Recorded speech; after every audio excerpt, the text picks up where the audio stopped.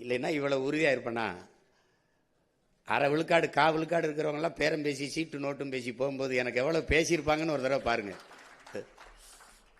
இப்போ என்ன பண்ணுறோன்னா, இந்த மாதிரி இது ஒரு மாதிரிக்கு உங்களுக்கு காட்டுறேன். பெரிய பெரிய குப்பை சேமிப்பு கிடங்குகளை வச்சு அதில் இருந்து நான் பயோகேஸ் எடுத்துக்கிறேன். உயிர்காற்றை எடுத்து எரிகாற்றை எடுத்து என் மக்களுக்கு நானே கொடுத்துரும். தமிழ்நாட்டு அரசுனே கொடுத்துரும். வேறு நாடு கேட்டாலும் ஏற்றுமதி செய்வேன். எத்தனை லட்சம் டன் வேணாலும் நம்ம எடுத்துக்கிற முடியும். அதுக்கு மீத்தேன் பயோகேஸ் இந்த கீழே பூமி ஈரக்குலையாக இருக்க வேண்டியதில்லை. ஈரக்குலையாக இருக்க வேண்டியதில்லை. சிங்கப்பூர் மக்கிய இலைதலை கழிவிலிருந்து தான் மீத்தேன் எடுக்குது, பயோகேஸ் எடுக்குது.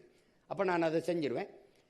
எல்லா இடங்கும் அரசு கட்டிடமா மேற்கூரை, பேருந்து நிலையமா மேற்கூரை, மேற்கூரை முழுக்க இதாக இருக்கும். இப்போ நீங்கள் சாலையில் போகும்போது நடுவில் ஒரு டிவைடர் இருக்குல்ல, பிரிப்பு, அது முழுக்க இந்த சோரி ஊறி போட்டுருவேன். நீங்கள் ஒன்றுமே பண்ண முடியாது. நீங்கள் எந்த இடத்துலையும் தடையில்லாத மின்சாரம் தருவேன். அதுக்கு அணு உலையும் தேவையில்லை, அனலும் தேவையில்லை.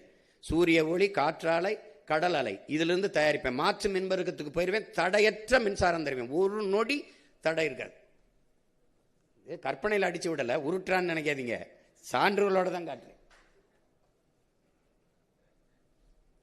இப்போ மாடுனா மாடு இல்லை, வெறும் மாடு இல்லை. அதுல இருந்து பாருங்க, பால் அது அடிச்சு மாநில உணவு தேவை, பிற மாநில தேவை. பால் எவ்வளவு தயிருக்கு போகுது, எவ்வளவு பாலாடை கட்டிக்கு போகுதுன்னு பிரித்து போட அங்கே படித்தவர் தேவைப்படுது. அங்கே இடத்துல அரசு வேலை வந்துடுது.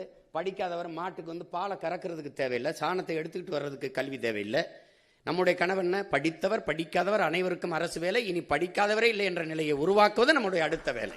அதான் நம்முடைய கோட்பாடு. இப்போ இது வந்து பாருங்க, ஆஸ்திரேலியா, இது இல்லை, ஆஸ்திரேலியாவில் பண்ணேன் பாருங்க. இது அமெரிக்கா, பிரேசில் எப்படி பண்ணதுன்னா இந்த வாகனத்தில் மேய்க்குது. இது பிரேசில். இது வந்து ஆஸ்திரேலியா ஹெலிகாப்டரில் உலங்கூர்தியில் மேய்க்குது. பாருங்க, உலங்கூர்தியில் மேய்க்குது. சும்மா சொல்லது, உண்மையில மேய்க்குது. உங்களுக்கு அவமானமாக இருந்தால் நான் 4 ஹெலிகாப்டர் வாங்கிவிட்டு மேய்க்க வந்தால் வந்துடுவான், எல்லாம் வந்துடுவான். மேய்க்குது பாருங்க. குதிரையில் மேய்க்கிறாங்க அவங்க. நாம் இந்த மாதிரி வாகனத்தில் மேய்ப்போம். இந்த மாதிரி இந்த அறையில் உட்காந்துக்கிற வேண்டியதான். இப்படி இந்த